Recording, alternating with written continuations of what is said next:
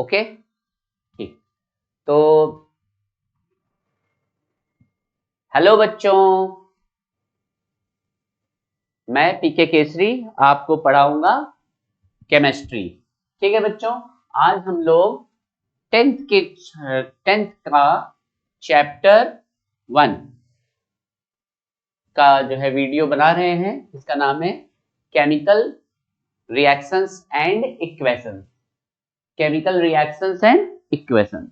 तो ठीक है बच्चों, तो अब हम लोग इस चैप्टर पे डिस्कशन करेंगे। सब लोग बच्चों को बड़ा दिक्कत होती है कि वो जो है बना रहे हैं और बड़ा टफ सब्जेक्ट लगता है, केमिस्ट्री से बड़ी दिक्कत होती है। तो मेरा पूरा कोशिश है, पूरा प्रयास है कि बच्चों को जो है जैसे बाकी सारे सब्जेक्ट्स में बहुत इजी लगता है वैसे ही फन की तरीके एकदम केमिस्ट्री को समझ जाएंगे। ठीक है बच्चों, तो पहले चैप्टर को हम लोग पढ़ेंगे जिसका नाम है केमिकल रिएक्शंस एंड इक्वेशन। तो केमिस्ट्री में तो बच्चों नाम ही सुनते ही घबरा जाता है। केमिकल रिएक्शंस याद करने हैं, ठीक है। लर्न नहीं करना, याद नहीं करना, हमको केवल समझना है। अगर चीजों को अगर हम समझ लेते हैं बच्चों, तो हमको बहुत ही आसानी से केमिस्ट्री आ जाती है। तो सबसे पहले आप अपने दिमाग में ये बना लीजिए कि केमिस्ट्री क्या है, आसान है। आसान है, बिल्कुल टफ नहीं है। और केमिस्ट्री में हम 100% नंबर पा सकते हैं। एकदम एकदम 100% कॉन्फिडेंस के साथ मैं बता रहा हूँ कि केमिस्ट्री में 100% आप 9th हो, 10th हो, 11th हो, 12th हो, नीट हो, जेई हो, सारे जितने भी एग्जाम्स का मैंने नाम लिया है उसमें 100% नंबर पा सकते हैं, बिल्कुल विदाउट एनी टेंशन। बस हमको अपने कॉन्सेप्ट को क्लियर करते हुए, रिवीजन करते हुए चलना है। तो ज्यादा समय ना लेते हुए हम लोग शुरू करते हैं पहला चैप्टर जिसका नाम है केमिकल रिएक्शंस एंड इक्वेशंस। ठीक है बच्चों, तो शुरुआत करते हैं हम लोग, और शुरुआत करते हैं हम लोग केमिकल रिएक्शन से। तो जैसा कि सभी लोग जानते ही हैं कि केमिकल रिएक्शंस क्या होते हैं, जब दो या दो से ज्यादा एलिमेंट्स या कंपाउंड्स रिएक्ट करते हैं और कुछ नया बनाते हैं ना, जैसे ए और बी, है ना, दो लोग मिलकर के क्या बना दिए, सी बना देते हैं। ठीक, या ए बी सी, तीन एलिमेंट्स या कंपाउंड्स मिलकर के एक प्रोडक्ट, एक या एक से ज्यादा भी बना सकते हैं। It's depends upon the situation या रिएक्शन टू रिएक्शन वैरी करता है। अभी हमको केवल सिंपली यही समझना है कि दो या दो से ज्यादा जब एलिमेंट्स या कंपाउंड्स सब्सटेंसेस एक नया सब्सटेंस बना देते हैं, दो या दो से ज्यादा एलिमेंट्स या कंपाउंड्स या सब्सटेंसेस एक नया सब्सटेंस बना देते हैं, तो उसको क्या बोलते हैं बच्चों, केमिकल रिएक्शन। तब केमिकल लोचा हो जाता है। ठीक, अब ये केमिस्ट्री में जब अगर केमिकल रिएक्शन अगर हो गया तो it can not be reversed.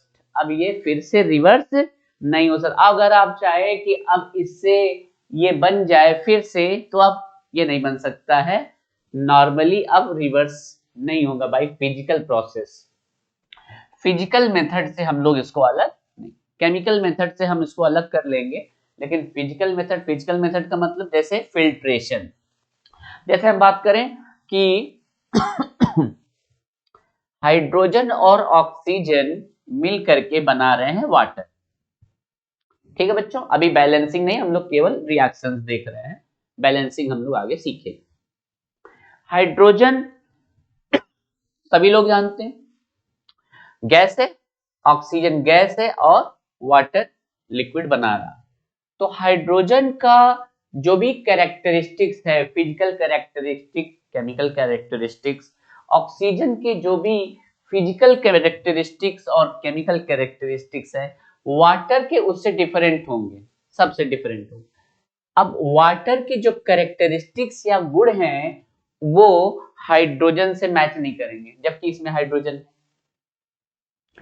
Water के कैरेक्टरिस्टिक्स जो है ऑक्सीजन से मैच नहीं करेंगे एग्जैक्ट, जबकि इसमें ऑक्सीजन है, क्योंकि ये न्यू केमिकल इंटाइटी बन गया है, नया केमिकल सब्सटेंस बन गया है। तो इसमें अब इसको हम लोग फिजिकली हाइड्रोजन, अब ये जो पानी बना हुआ है ना H2O, अब इसमें से हाइड्रोजन और ऑक्सीजन को हम लोग फिजिकली सेपरेट नहीं कर सकते। इमेजिन करो, पानी को हम लोगों ने सीप में डाल दिया, छन्ने में डाल दिया, तो क्या पानी में हाइड्रोजन और ऑक्सीजन सेपरेट होगा? नहीं होगा। इवापोरेशन कराएंगे तो इस मॉलिक्यूल का खुद, इस कंपाउंड का खुद ही एक क्या हो गया है, बॉइलिंग पॉइंट होता है ना। H2O का बॉइलिंग पॉइंट कितना होता है? 100 डिग्री सेल्सियस।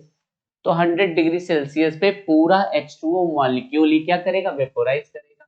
तो वेपोराइजेशन से भी हम इसको सेपरेट नहीं कर सकते हैं, सेंट्रीफ्यूगेशन से भी सेपरेट नहीं कर सकते हैं, और डिस्टिलेशन से भी हम सेपरेट नहीं कर सकते हैं। जब एक बार केमिकल रिएक्शन हो गया तो जो भी प्रोडक्ट बनेगा उसको हम रिवर्स, है ना लिखा हुआ, can not be reversed by physical method, physical method से फिर उसको हम रिवर्स नहीं कर सकते हैं, या फिर से वही जो रिएक्टेंट से फिर से प्राप्त या गेट नहीं कर सकते हैं बाई फिजिकल प्रोसेस। ठीक है बच्चों, तो हमको थोड़ा थोड़ा क्या हुआ, दो, क्या याद रखना है, जब दो या दो से ज्यादा सब्सटेंसेस एक मिल करके एक नया सब्सटेंस बनाते हैं तो इसको क्या बोलते हैं हम लोग, केमिकल रिएक्शंस बोलते हैं हम लोग। ठीक है, तो केमिकल रिएक्शंस में क्या क्या इन्वॉल्वमेंट होता है, केमिकल रिएक्शंस में क्या क्या इन्वॉल्वमेंट होता है। केमिकल रिएक्शंस में चेंज इन स्टेट होता है ना, मे बी ये भी हो सकता है चेंज इन स्टेट। स्टेट हमको पता है क्या क्या होते हैं, कौन कौन से स्टेट्स होते हैं।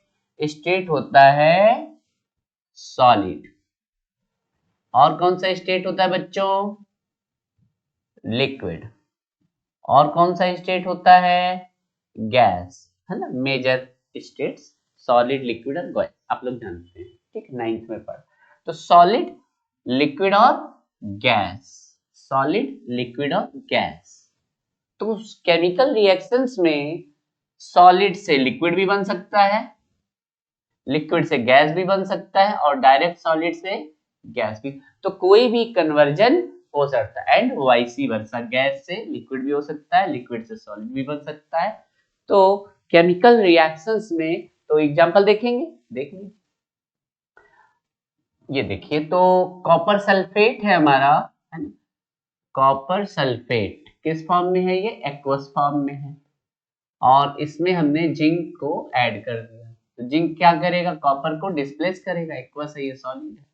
अब यहाँ पर देखिए कॉपर सल्फेट एक्वस फॉर्म में है, अब यहाँ पर ये इसको डिस्प्लेस करेगा तो क्या बन जाएगा, ZnSO4 प्लस कॉपर सॉलिड। तो ध्यान से देखिए, यहाँ पर कॉपर सल्फेट में कॉपर एक्वस फॉर्म में है, लेकिन यहाँ पर ये डिस्प्लेसमेंट रिएक्शन में कॉपर किस फॉर्म में होंगे, सॉलिड स्टेट के फॉर्म में आ गया।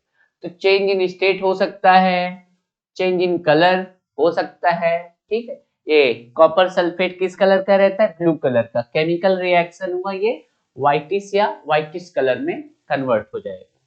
तो चेंज इन कलर हो सकता है, चेंज इन टेम्परेचर भी केमिकल रिएक्शंस में होते हैं, और इवोल्यूशन ऑफ गैस। तो ये सारी सिचुएशंस हो सकती हैं। इसका भी एक एग्जांपल देख लिया जाए, याद करिए, कहाँ पर है, कहाँ निकलता है गैस, हाँ याद आ गया, ठीक, कहाँ पर, यस, HCl ले लिया। कैसा HCl ले लेते हैं, डाइल्यूट। अब ये डाइल्यूट क्या होता है, कंसंट्रेटेड क्या होता है, पता ही आप लोगों को, है ना, कॉन्संट्रेटेड और डाइल्यूट। डाइल्यूट सब लोग जानते हैं, जो लोग नहीं जानते हैं वो लोग भी इसको याद रखिए। कॉन्संट्रेटेड में क्या होता है, इसमें एसिड ज्यादा होता है, एसिड मोर, ऐसा साइन बनाएंगे, इसका मतलब ज्यादा, इन, और वाटर लेस। डाइल्यूट में क्या होता है, एसिड लेस, इसका उल्टा, एसिड लेस और वाटर मोर, ये ऐसा, ठीक। तो कंसंट्रेटेड हो, तो यहाँ पर हम लोग डाइल्यूट HCl में हमने कोई एक एक्टिव मेटल डाल दिया, क्या डालना चाहते हैं, चलो जिंक डाल देते, जिंक डाल दिया, जिंक सॉलिड। अब जिंक क्या करेगा, हाइड्रोजन को डिस्प्लेस करेगा, क्या बनेगा बच्चों, ZnCl2 प्लस H2 गैस। ये देखिए, तो यहाँ एक्वस डाइल्यूट HCl से हाइड्रोजन गैस बन रहा है। तो कोई भी स्टेट का कन्वर्जन हो सकता है, आगे चल के हम ढेर सारे रिएक्शन आपको दिखाएंगे, एग्जाम्पल्स लेंगे हम लोग, और फिर हम लोग देखेंगे उसमें कि ढेर सारे तरीके के जो है चेंज स्टेट्स के हो रहे हैं। केमिकल रिएक्शन हैपन और डेली, कौन कौन से ऐसे रिएक्शंस हैं। देखो, कभी भी अगर हमको साइंस को समझना है तो हमको पहले डेली लाइफ पे आना पड़ेगा। डेली लाइफ में हमको देखना पड़ेगा कि भाई ये चीजें जो है कहाँ पर घटित हो रही है, कहाँ पर हो रही हैं। तो ये जो केमिकल रिएक्शंस होती है बहुत आसानी से देख सकते हैं कि हमारे डेली लाइफ में हम जो भी काम करते हैं, अपने डेली लाइफ में हम लोग देख सकते हैं कि कहाँ कहाँ पर हो रहा है। ठीक है, जैसे हम लोगों ने खाना खाया तो खाने में क्या होता है, कार्बोहाइड्रेट होता है, प्रोटीन होता है, फैट होता है।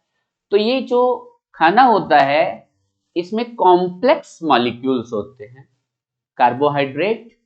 कार्बोहाइड्रेट में स्टार्च लेके चलते हैं, तो starch is a complex molecule, starch is a starch. ठीक,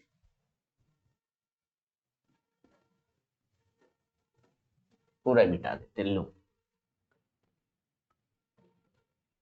starch is a complex, this is the polymer of glucose. Glucose का पॉलीमर होता है, आगे चल करके आप लोग 11th-12th में पढ़ेंगे पॉलीमर्स के बारे में। पॉली मतलब मेनी, मर मतलब यूनिट, जहां पर ढेर सारे यूनिट जुड़ जाते हैं ऐसे मॉलिक्यूल्स को बोलते हैं पॉलीमर्स। और जो सिंगल यूनिट जुड़ती है उसको क्या बोलते हैं, मोनोमर्स। मोनो मतलब सिंगल, मर मतलब यूनिट, सिंगल यूनिट। जैसे polythene, polythene is the example of polymers. ठीक है, पॉलीथीन, पॉली मतलब मेनी, थीन का मतलब इथीन। ढेर सारे इथीन के मॉलिक्यूल जुड़ करके क्या बना देते हैं, पॉलीथीन। Simple example. ठीक है, तो चलो, तो starch is a polymer of glucose. और जब स्टार्च का डाइजेशन होता है, डाइजेशन ऑफ फूड, फूड में क्या है हमारे, फूड में है हमारे स्टार्च, है ना। जैसे मान लीजिए हम लोगों ने चावल खाया तो चावल में हमको क्या मिलेगा, कौन सा उसके अंदर केमिकल है, उसके अंदर है starch which is complex in nature. और वो कॉम्प्लेक्स स्टार्च डाइजेस्ट होकर के यहाँ पर कुछ एंजाइम लगेंगे और ये बन जाता है हमारा ग्लूकोज। तो this is a chemical reaction. Respiration में हमारे यूज होता है केमिकल रिएक्शन, जो हमारा रेस्पिरेशन हो रहा है अंदर। ये ग्लूकोज करता क्या है, ये ग्लूकोज का फार्मूला क्या होता है, C6H12O6। ग्लूकोज का फार्मूला क्या होता है बच्चों, ग्लूकोज का फार्मूला क्या होता है, बोलो, C6H12O6, C6H12O6 ग्लूकोज। और हम इनहेलेशन का मतलब क्या होता है, जब हम लोग सांस को अंदर लेते हैं इसको बोलते हैं इनहेलेशन, और जब सांस को बाहर निकालते हैं इसको क्या बोलते हैं, एक्सहेलेशन। ठीक, ये रेस्पिरेशन नहीं है, ये इनहेलेशन और एक्सहेलेशन है। तो रेस्पिरेशन क्या है, रेस्पिरेशन जो हमारे अंदर हो रहा है केमिकल रिएक्शंस। ग्लूकोज जो हमने इनहेलेशन लिया ऑक्सीजन का, वो ऑक्सीजन ऑक्सीडाइज कर रहा है किसको बच्चों,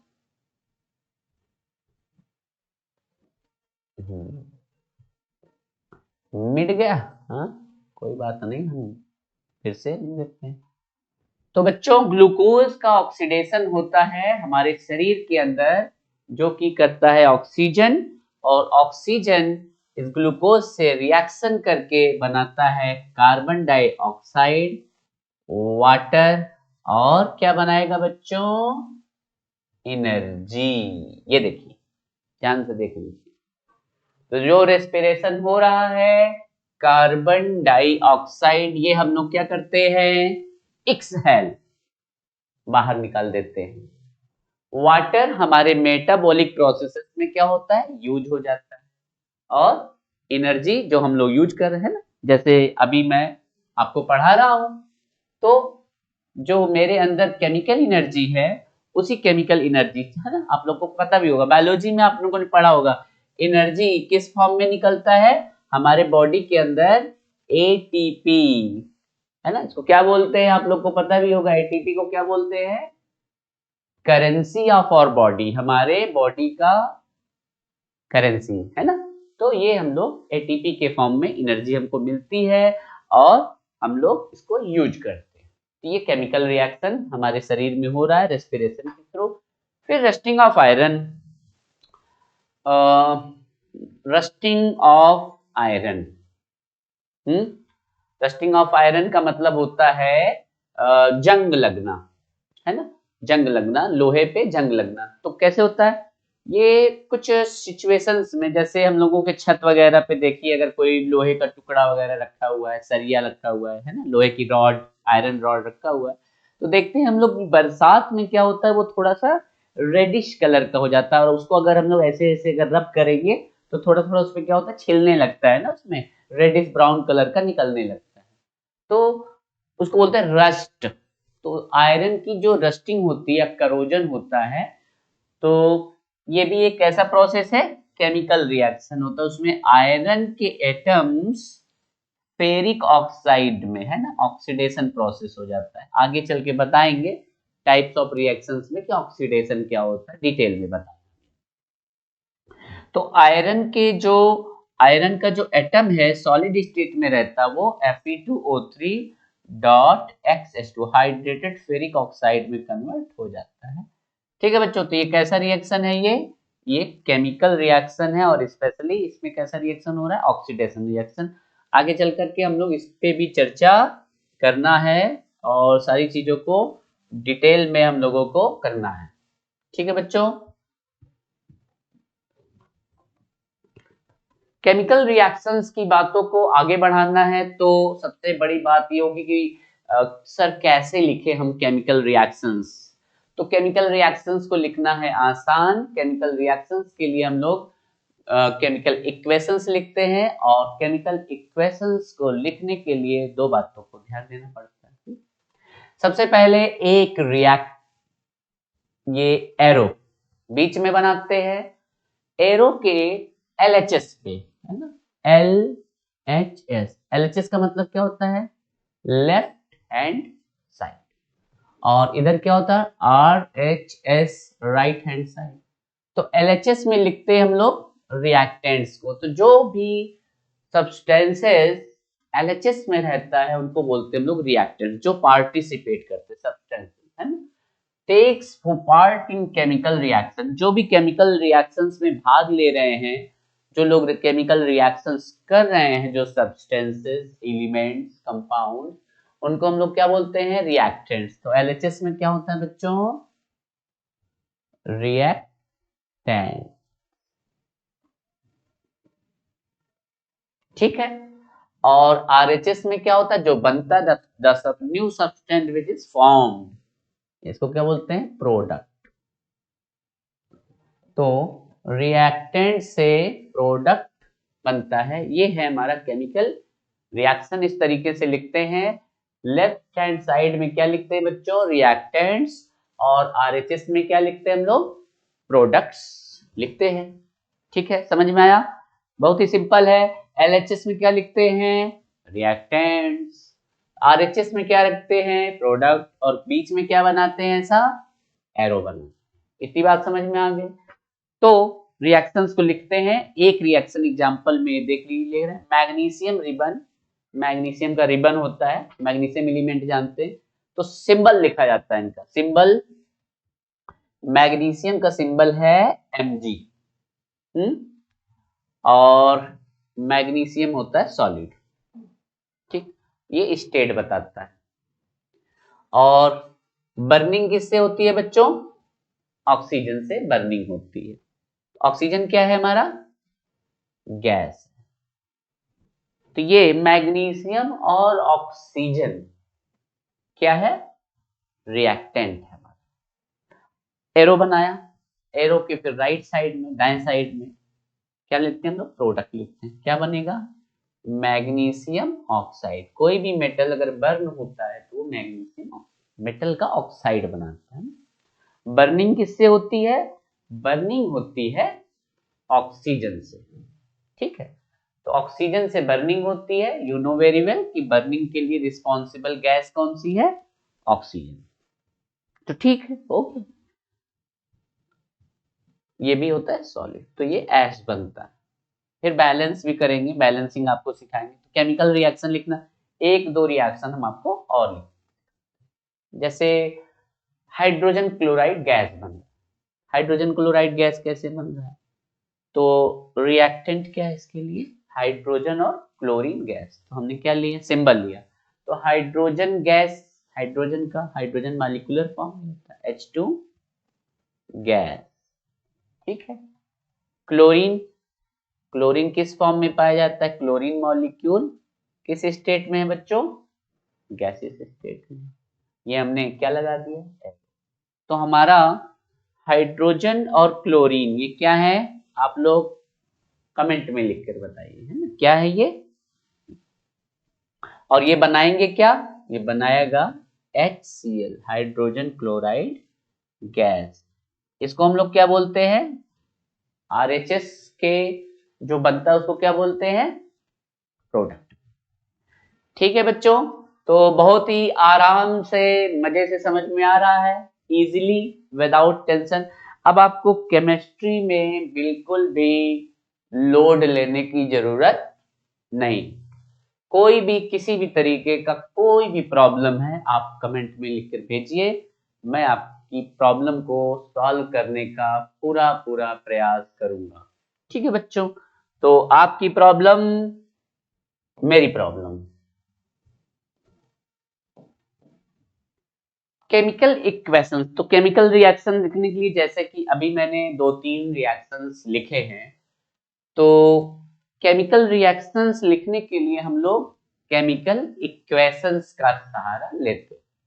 और जब तक आप केमिस्ट्री पढ़ेंगे यही केमिकल इक्वेशंस से ही ज्यादातर हम लोगों को क्वेश्चंस बनते हैं, क्योंकि भाई केमिस्ट्री का मतलब ही है केमिकल रिएक्शंस, और केमिकल रिएक्शंस को लिखेंगे किस फॉर्म में, हम लोग केमिकल इक्वेशंस के फॉर्म में ही लिखते हैं। ठीक है बच्चों, तो केमिकल इक्वेशन को कुछ थोड़ा बहुत तो आप लोग जानते ही हैं, और सिस्टमैटिक वे में कैसे लिखा जाता है इसको मैं बताता हूं। तो केमिकल रिएक्शंस को हम लोग केमिकल इक्वेशंस के फॉर्म में लिखते हैं सबसे पहली बात। और सब्सटेंसेस का हम लोग, चाहे वो रिएक्टेंट हो चाहे प्रोडक्ट हो, उसका हम लोग क्या लिखते हैं, सिंबल लिखते हैं, symbol of the substances of reactants and product. जैसे मैग्नीशियम का बर्निंग करना है तो हमको LHS और RHS में, ये हो गया LHS और ये हो गया हमारा R, और बीच में क्या बनाना है, एरो। ठीक है बच्चों, हमको सिंबल का यूज करना है। सिंबल का यूज कैसे, जैसे मैग्नीशियम की बर्निंग हो रही है, मैग्नीशियम Mg। स्टेट भी लिखते हैं हम लोग, सॉलिड स्टेट के लिए S, लिक्विड के लिए L, और गैसियस स्टेट के लिए G का यूज करते हैं। तो मैग्नीशियम का बर्निंग हो रहा है, बर्निंग अभी मैंने बताया थोड़ी देर पहले किससे होता है, ऑक्सीजन से होता है। ऑक्सीजन किस स्टेट में, गैसियस। ये हमारी रिप्रेजेंटेशन हो गया किसका, रिएक्टेंट्स का। एरो बना दी, एरो के राइट हैंड साइड में क्या लिखा जाता है, प्रोडक्ट। क्या बनेगा, मैग्नीशियम ऑक्साइड। कैसा है, सॉलिड। बैलेंस करना है, बैलेंस भी कर देंगे, अभी आपको बैलेंस करना सिखाएंगे भी थोड़ी देर में। अभी फिलहाल मैं जल्दी से बैलेंस कर देता हूँ। ठीक है बच्चों, तो केमिकल इक्वेशंस को कैसे लिखते हैं, LHS में रिएक्टेंट्स को, RHS में प्रोडक्ट को, बीच में एक एरो रहेगा।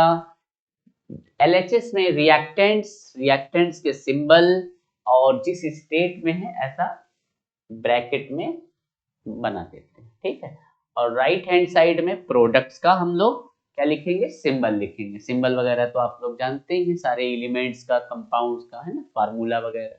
जो भी कोई भी दिक्कत अगर होगी, अगर कोई भी दिक्कत होगी तो आप कमेंट में लिख कर बताइएगा, तो मैं उस पर सेपरेट वीडियो बनाऊंगा। आपकी टेंशन मेरी टेंशन, आपकी प्रॉब्लम मेरी प्रॉब्लम, ठीक है।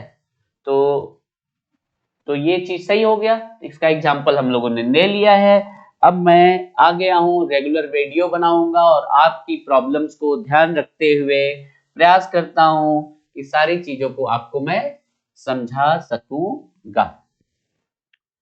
एक्वस सॉल्यूशंस, तो इसको याद करना बहुत ही आसान है ना। जैसे हम लोग पानी का बोतल खरीदते हैं ना, एक्वा का मतलब क्या होता है बच्चों? वाटर, बस प्रॉब्लम दूर। जैसे एक्वाफिना पानी लेते हैं हम लोग, ठीक। तो एक्वस, एक्वस का मतलब होता है जो solution in which solvent is water. जब किसी भी सब्सटेंस को पानी में घोलते हैं, we dissolve in water, then that substance is known as aqueous. जैसे मान लो, सपोज कर लो, ये हमारे पास एक बीकर है, इसमें हमने क्या ले लिया? पानी, ठीक। अभी NaCl है, NaCl, NaCl का मतलब जो भी हम लोग सॉल्ट खाते हैं, जो नॉर्मल सॉल्ट खाते हैं ना, तो वो NaCl। नॉर्मल सॉल्ट का फार्मूला क्या होता है? NaCl। किस स्टेट में पाया जाता है बताओ भाई? जो नमक खाया जाता है वो किस स्टेट में रहता है? यस, सॉलिड स्टेट में। अब हमने क्या किया, इस नमक को इस बीकर के पानी में डिसॉल्व कर दिया। आप बताओ, सोचो, सोचिए क्या होगा, क्या होगा? अब वो सॉलिड तो गया, घुल गया भाई, घुल गया पानी में। अब आप क्या सोचोगे, क्या इसमें पानी में NaCl नहीं है? NaCl है। अगर अब इसको पानी को पिएंगे तो ये नमकीन सॉल्टी लगेगा, खारा लगेगा, लगेगा ना। तो अब इसके अंदर जो NaCl है वो सॉलिड स्टेट में नहीं है, वो किस स्टेट में है? वो एक्वस स्टेट में। और एक्वस का सिंबल ये AQ लिखते हैं, ऐसा एक्वस, ठीक है बच्चों। तो NaCl लिया हमने, पहले NaCl कैसा था? सॉलिड था, पानी डाल दिया, पानी में इसको डाल दिया, पानी कैसा है? लिक्विड है। अब जो NaCl बन गया वो NaCl एक्वस बन गया। तो it is a solution in which solvent is water. अब सॉल्वेंट और सोल्यूट भी थोड़ा जल्दी से बता देते हैं, आपको तो वैसे पता ही होगा, लेकिन जो बच्चे बिल्कुल भी नहीं जानते हैं तो उनके लिए बता देता हूँ कि जब भी सोल्यूशन बनाना होता है, जैसे हमारे पास ये है वाटर और ये हमारा शुगर है, शुगर की मॉलिक्यूल, शुगर। तो शुगर क्या होता है? शुगर को केमिस्ट्री की भाषा में और जो हमारा मिक्सचर बनेगा इसको क्या बोलेंगे बच्चों हम लोग? सोल्यूशन। तो शुगर जो सॉलिड मॉलिक्यूल्स वाटर में घुलेंगे, तो यहाँ पर शुगर को केमिस्ट्री की भाषा में बोलेंगे हम लोग सोल्यूट, और वाटर को क्या बोलेंगे हम लोग? सॉल्वेंट। सिंपल भाषा में, जिसमें घुलता है वो सॉल्वेंट, जो घुलता है वो सोल्यूट, और जो बनता है वो सोल्यूशन, ठीक। तो जो पानी का और चीनी का जो शरबत या सिरप बना है वो क्या है? सोल्यूशन है। शुगर क्या है? सोल्यूट है। वाटर क्या है? सॉल्वेंट है।